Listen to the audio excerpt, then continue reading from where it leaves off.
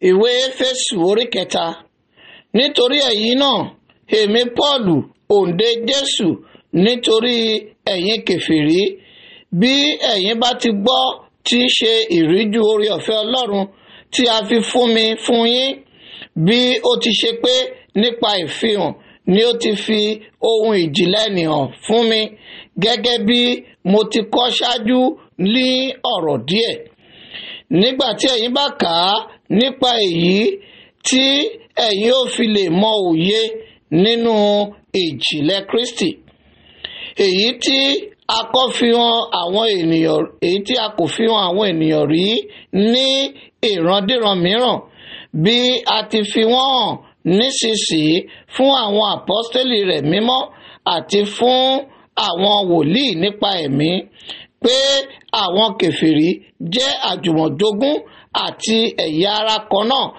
àti alábàápín ìlérí nínú Kristi Jésù nípa ìhìnrere. Ìránṣẹ́ èyí tí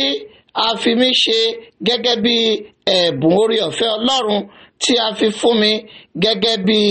iṣẹ́ agbára rẹ̀. Fún èmi tí ó kéré jùlọ, ẹni tí ó kéré jùlọ nínú gbogbo àwọn ènìyàn mímọ́, ni a fi oore-ọ̀fẹ́ yìí fún láti wàásù àwámárìdí ọ̀rọ̀ Kristi fún àwọn kèfèrí, àti láti mú kí gbogbo ènìyàn rí kí ni iṣẹ́ ìríjú ohun ìjìnlẹ̀ náà já sí, èyí tí a ti fi pamọ́ láti ayébáyé nínú Ọlọ́run, ẹni tí ó dá ohun gbogbo nípa Jésù Kristi, kí a bá lè fi ọ̀pọ̀lọpọ̀ onírúurú ọgbọ́n Ọlọ́run hàn nísinsìnyí fún àwọn ìjòyè àti àwọn alágbára nínú àwọn ọ̀run nípasẹ̀ ìjọ,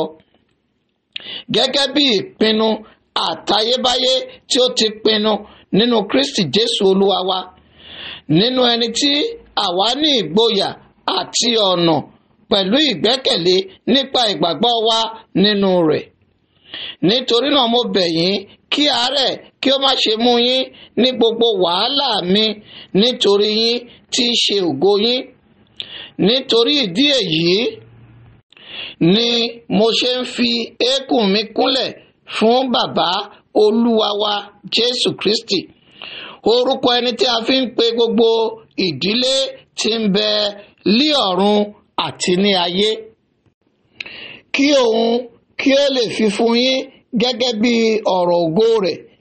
kí a lè fi agbára rẹ̀ mú yín ní okun nípa ẹ̀mí rẹ̀ ní ti ẹni inú, kí Kristi kí ó lè máa gbé inú ọkàn yín nípa ìgbàgbọ́, pé bí ẹ ti ń fi gbòǹgbò múlẹ̀ tí ẹ sì ń fi ẹsẹ̀ múlẹ̀ nínú ìfẹ́, kí ẹ̀yin kí ó lè ní agbára láti mọ̀ pẹ̀lú gbogbo àwọn ènìyàn mímọ́ kí ni ìbú àti gígùn àti jíjìn àti gíga náà jẹ́, àti láti mọ ìfẹ́ Kristi tí ó ta ìmọ̀ yọ,